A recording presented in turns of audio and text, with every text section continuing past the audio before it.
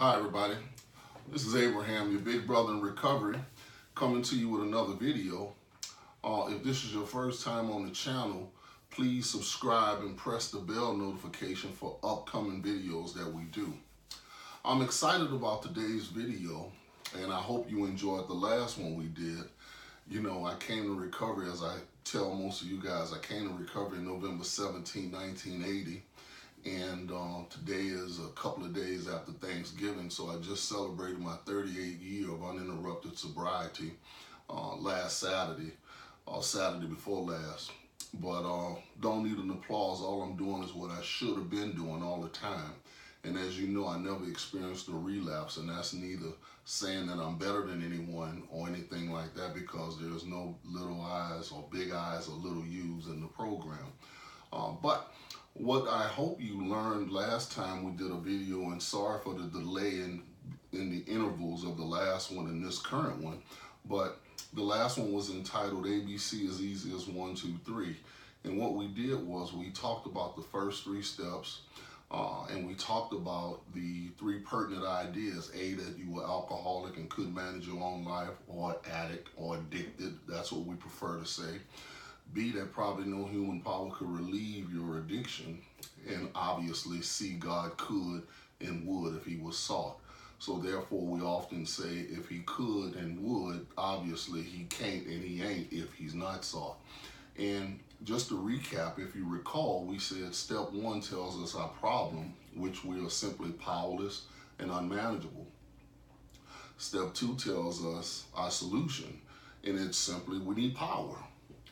And last but not least, step 3 tells us to make a decision. Do we want to remain powerless, or do we want to make a decision right now to get the power? So I want to give you a paragraph that's going to summarize everything we just said from 1 to 3, because I want to move a little further. If you would go with me to page 45 of your big book, because we said the program of recovery is located in the book. Maybe not in the person, maybe not in the fellowship, because if they haven't read the book, they have no idea what's in it. I'm reminded of a quote that Malcolm X said, if you want to hide something from a brother or a person, put it in a book, they'll never find it.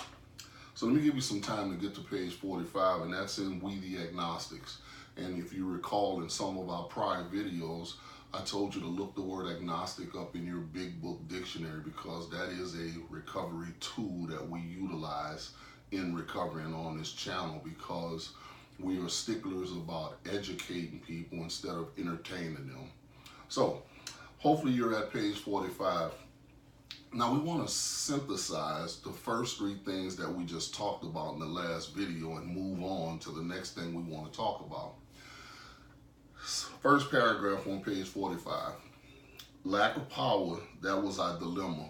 Obviously, if you look that word dilemma up, it means problem. So let's read it. Lack of power, that was our problem. So why would I come in the rooms and say my name is Abraham and I'm powerless, but I like to thank my higher power? That just doesn't make sense to me. But how can I have a higher power and still be powerless? Let's keep reading. We had to find a power by which we could live, simply because up to this point I had survived. And it had to be a power greater than ourselves. You notice that's in italicized print? Obviously, here is the priceless question. Obviously. But where? Circle where. And how? Circle how. Were we to find this power? You know, I guess that's the question I've been asking myself all my life. And that's what led me to using drugs and alcohol, because I was just looking for the power. And I thought I can find it in something outside of myself, but it never dawned on me to look internally for it, because God is within, not necessarily in man-made stuff. So let's keep looking. Well, that's exactly what this book is about. Its main object or purpose is to enable you to find a power greater than yourself, which will solve your problem. Now, if you recall, we said in step 1, the problem was that we were powerless and unmanageable. But watch this. If you go to page 23 of your big book and you look at the first paragraph, but I believe it is the second sentence, it says, therefore, the main problem or the alcoholic or the addicted person centers in his or her mind rather than in their body. That is where we want to go right now. If you notice, page 45 just summarized powerless and unmanageable, need power, let's make a decision to get the power or remain powerless. Now we found out that the problem was centered in our mind. So today what I want to talk about is how we need to renew our mind, because one of the things I'm coming to find out, and as I often say, the more I learn, the less I find out I know, but the longer I stick around, I find out that the 12 steps are not limited to just being a philosophy, but the 12 steps are also a psychology. In other words, yes, they are principles to live by, but also they caused me to live by principles that were different from the ones that I was taught. Not placing the blame on anyone that taught me, but if we have a thinking problem, the question is, who taught you and I how to think? Number one. So what I want to draw our attention to real quickly while we're talking about this power of the mind. You know, many people in recovery don't talk about the mind. They talk about the problem, or they talk about the drug, or they talk about the narcotic. And I never talk about drugs. I always talk about thinking, because in prior videos we said thinking comes first, then an action, and after the action comes the result. So if you want to change the result, you change the thinking, because the action is neutral.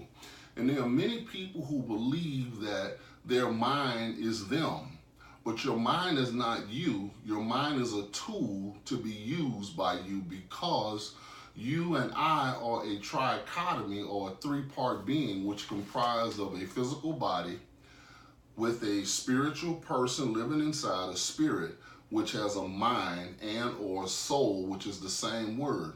Your mind and your soul are interchangeably. That's why the step says in step 2, came to believe that a power greater than yourself can restore you to sanity, because I can't restore you somewhere you've never been. So if I'm going to restore you to sanity, sanity lodges in the mind, right? So watch this. The person that is currently afflicted by the disease of addiction, you remember we said physical compulsion, mental obsession, that person is still insane, meaning that person doesn't have soundness of mind. So when a person goes through all 12 steps and have recovered, that person now embraces what we call sanity, which is soundness of mind. Go back to the videos we did on recovered versus recovering, and you will find out a recovered person is simply a person who has surrendered self-will or self-thinking, because self got me in this program, in exchange for God's will, because who knows what's best for me other than the one that created me. So I want to draw your attention to, I believe it is the doctor's opinion, Roman numeral 25, 26, 27, Roman numeral 28. Roman numeral 28, XXVIII. Give you a minute to get there, because we're not in a rush. I want to take my time and convey a point to you about the mind before we go off into step 4, because we covered the first 3 steps in detail. Hopefully you're there by now. Let's take a look at the last paragraph on Roman numeral 28, 5, 6, 7, 8, page 28, Roman numeral 28 in the doctor's opinion. And it starts off with, men and women drink essentially because they like the effect produced by alcohol. Well, usually that's the common reason, and that's one of the reasons why I did. But if the truth be told, after I continued to work on myself, I found out I drank because there was something wrong with me even before I started drinking. And what was wrong with me before I started drinking caused me to pick up in order to suppress or medicate myself from thinking about things that I didn't want to think about. In other words, I believe, and I'm only talking about me, and most people will agree, something was wrong with me before I started using. And I'm not saying that in a negative way, but what I'm saying is what I was attempting to do is medicate myself from not thinking about my past, running away from my past. You know, Dr. Bob is famous for saying, and I don't want to jump ahead of myself, but he's famous for saying if you don't do a fourth step, you'll drink a fifth. And the reason why he says that is because most people, including myself, in recovery, no matter what the addiction is, are trying to medicate themselves from something that made them or reminded them of things that occurred in their past. Let's keep reading because I'm going to elaborate on that, but let's let the book talk to us before I jump off into where I want to go. The sensation, talking about using whatever your primary drug is so elusive that while they admit it is injurious, they cannot after a time differentiate the true from the false. So that's a self-delusion.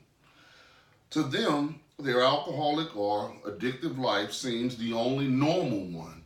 You know, normality is based upon whatever the majority of the people you're hanging with does. If the people you're hanging around use to live and live to use, well, that's normal for you, but that's abnormal for the person that doesn't. They are restless. Notice these three characteristics for the person that uses. They're irritable and they're discontent. In other words, drugs are not considered only or limited to mind-altering substances, but they are mind and mood. So now we see not only the mind has been affected and altered, but the mood, because you become restless, irritable, and discontent. Unless they can again experience the sense of ease and comfort which comes at once by taking a few drinks. You know, when I was in New York, there was a thing that they would talk about for heroin addicts. There was a thing called chasing the dragon. In other words, chasing that elusive first experience or that first high, which you never really do get. In this context, drinks which they see others taking with impunity. Look that word up in your big book dictionary and you'll see that word simply means freedom from. In other words, there are some social users, moderate users, but you remember the old analogy, a cucumber could be a pickle, but a pickle could never be a cucumber. I'm a pickle, so there's no use in me thinking just because I have 38 years, I can take anything without impunity, right? I'm an abstinence-based person, but I'm not saying that's what you have to do, but that's what works best for me. After they have succumbed to the desire again, talking about the mind, I want to show you something. As so many do, when the phenomenal craving develops, they pass through a well-known stage of spree, emerging remorseful with the firm resolution not to drink again. How many times have you done that? I'll never do it again, and then boom, you know, underestimating the disease of addiction, how cunning, baffling, and powerful it is, and without help is too much for the person that's using. This is the point I want to get to. This is repeated over and over unless this person, meaning the person using, can experience an entire, I want you to underline that word, entire psychic change. There is very little hope of their recovery. In this particular passage or sentence, the word psychic is not something mystical or something spooky. It's just talking about mind. Basically, what they're saying is until this person who is addicted has a transformation of their mind, you remember their thinking, they won't be able to transform their lives. We found out that the problem was centered in the mind. Now, this is where I wanted to get to. But let's go a little step further. Let's read one more paragraph. Stick with me. On the other hand, and strange as this may seem to those who do not understand, those that are social drinkers or those that don't, once a psychic change has occurred, the very same person who seemed doomed or addicted, who had so many problems, they desired of ever solving them, suddenly, notice that word, finds himself or themselves easily able to control their desire for alcohol or drugs, the only effort necessary being that they require to follow a few simple rules, translated steps. Talking about the 12 steps. So basically what I'm saying, we're going to go off into step 4 in the videos to come, but I want to set the tone to let you know that what we just did in ABC 1, 2, 3 is help you get back connected with the source, merely because no human power could relieve your addiction or help you transform your mind. Now we're about to go off into step 4, and then we'll eventually do the rest of the steps, but I want to take my time with step 4, so I just want to give you a prelude before we get into it. The problem is that most people that use whatever they use are allowing their past to control their future. Obviously, but let's look at that. In other words, what I'm saying, most people are living looking out of the rearview mirror, their past, as opposed to looking out the windshield, their future, because they're allowing their past to dictate their future. And right now, the person doesn't see a future because they don't feel that they are worth it right now. So what they must undergo through this 12-step process is pretty much a self-image psychology, because, and I wrote this down and I want you to hear this, you can't rise above your personal self-image. So if you have a negative self-image about yourself, guess what? That's the image you're going to display, because everything starts in the mind. So what we're looking at and what we've found thus far is that until a person undergoes an entire or a complete psychic or mind change, there's little hope for that person to recover. So think about it. You can't use without thinking about it, right? So guess what? Can you imagine if you can just not use for a substantial amount of time? You just have to work on going through the 12-step process, which I'm going to take you through. I'm not your sponsor, but I'm going to play your internet sponsor while we're doing this. But I want you to share this information with your sponsor and view them. But I want to take you through here and show you the simplicity of how I got where I'm at. I want to also show you something else that's interesting. Have you ever thought about that truth is never invented, but truth is always discovered? And you know, there's a saying, and the saying is, you shall know the truth, and the truth shall make, not set, but make you free. Make you free where? Well, obviously, you're enslaved. I was enslaved between my ears, in my mind. That's why I was running from 100 forms of self-delusions, fears, and so on and etc. That's why step 4, when we get into it, you'll notice it wants us to first write on paper our resentments, or those feelings that we replay over and over again in our mind, right? That caused us to be angry with a person, an institution, or a principle. Then it wants us to put down our fears and obviously our relationships. And we're going to take our time going through it, but I just want to give you an overview. I want you to also notice something else, that there's a thing, and I don't know if you believe in it, but I do, and I'm not trying to impose my belief system on you, but there's a thing called cause and effect. In other words, for every cause, there's an effect.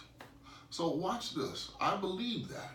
But what I've come to find out through study on myself and the subconscious mind is that the effect is the result.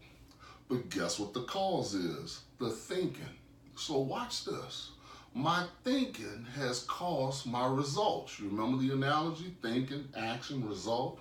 So if I don't like the effect, which is everything that's being manifested outside of myself, using, copying, doing whatever included, well, guess what? Everything starts with the cause. So now I see why the big book says acceptance is the key to all my problems. And I often say, when a person can run out of excuses and accept 100% responsibility for where they are in their life, they can recover. Because in order to recover, you must develop a relationship, not a religion. And that relationship helps work from the inside out versus us trying to work from the outside in. You remember, maybe you, went for the created and bypassed the creator, or went for the resource out of myself and didn't acknowledge the source. So now it's inverted, right? I'm no longer being controlled by external things. I'm working on now being controlled by internal. Now, as I say that, the cause and effect, I want you to think about something else that's interesting, and I hope you're getting some value out of this. I want you to think about this. You ever notice we have both a memory and an imagination? Think about something. You can find on any infomercial channel all kinds of drugs that help you to improve your memory, which is great. But do you know a lot of people do not talk about your imagination? Isn't that interesting? God gave us both a memory and an imagination. I was always reminded by the negative things that occurred in my past, and I never embraced the positive things that could occur for me in my future until I got into recovery. And only God could give me that, because guess what I found out when I worked the steps? Most of the things that or people I was angry at, institutions and principles, fears and delusions, were all done and created by me. And they weren't true. But in my mind, they were true. So I become a legend in my own mind. Watch this. I had truly become successful at being a failure, because a lot of the things when I discussed them with my sponsor were not true, but I made them to be. Notice something. If your memory, you can't remember something you haven't done yet. So what I was doing was relying solely on reminding myself of negative things that occurred in the past. Today, I'm into visualizing my future, because I've learned that I can access my future in my present. It's just like you go to a theater, and prior to the movie coming on, they'll show you a snippet of the upcoming attractions. And I don't know about you, but many times I'll decide right then and there I'm going to see the movie, and it's not coming out till 5 or 6 months later. But what did they show me? They showed me pictures that they captured, and I bought into it, and I understand why now. Simply because the old adage is, a picture is worth 1,000 words. So what I want to do right now is I want you to get a positive self-image of yourself. Seeing yourself recover, seeing yourself be that fruitful, mature, that person that gets your son, your daughter back, get that job, all those things that you want. And what I want you to do is, I want you to say positive things to yourself, because everything starts in your mind and you have to reprogram it as you go through the steps. Now watch this. I'd like for you to say this affirmation, but before you say it, and before we close, I want you to close your eyes and I want you to envision yourself getting all the good that God has for you, because wouldn't you agree it's about that time for you to get it? You know, it's been there all the time, but who's been blocking you from the sunlight of the Spirit? The things that we created in our mind. So watch this. I want you to go out into the theater of your mind. And also, as you go out into the theater of your mind while your eyes are closed, I want you to walk out on the stage of your imagination. And I want you to see yourself as being that person that you desire to be. I want you to see that radiant. I want you to see prosperity. I want you to see health, wealth. I want you to see all the good things that you want to see, because let me tell you something, and it's worked for me. If you can see it, you can have it. Why? You have to be definite with the infinite. Merely because if you don't, you'll get whatever it is that life will give you. So, with that being said, I wanted to set us up for step 4. I want you to say to yourself, every day, in every way, I continue to get better and better. And every morning, I want you to repeat that to yourself before you get on with your day, and sit down for about 3 minutes and close your eyes and just envision successful things and good things happening for you, as well as you doing good things for others. Because if you haven't learned yet, when we help others, we help ourselves. So look, I want you to leave some comments. I'm going to go into part 2 of this. I didn't want to be long-winded, but this is something that I want to take my time with, simply because of my purpose. And it is simply this: to transform 1 million people in recovery, their thinking, so that they can live a life of substantial sobriety, and ultimately make a difference in the world. Well, look, this is your big brother in recovery, Abraham.